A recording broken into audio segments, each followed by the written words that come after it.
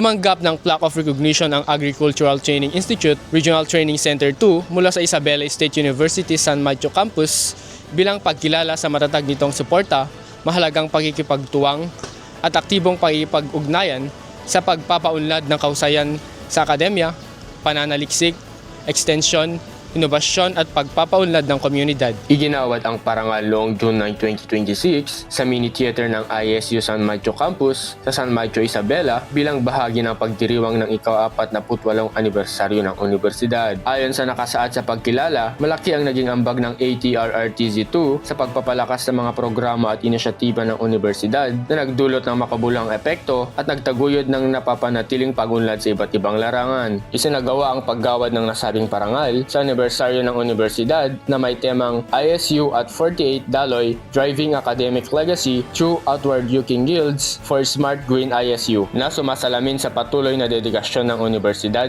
sa kahusayan at pagpapatibay ng ugnayan nito sa iba't ibang institusyon at katuwang sa pag-unlad. Personal na tinanggap ni Dr. Clarice Marayag, Center Director ng ATRRTZ2 ang naturang pagkilala. Ang nasabing parangal ay matibay at patuloy na nagpapatunay ng pagtutulungan ng ATRRTZ2 at ISU San Mateo Campus sa pagsusulong ng pagpapalitan ng kaalaman, mga programang nagpapalakas ng kakayahan ng mga mamamayan at mga inisyatibang nakasentro sa pagpapaunlad ng komunidad. Higit sa lahat, binibigyang din nito ang mahalagang papel ng mga institusyonal na pagkikipagpartner sa pagsusulong ng inobasyong pang-agrikultura, edukasyon at napapanatiling kaunlaran sa rehiyon.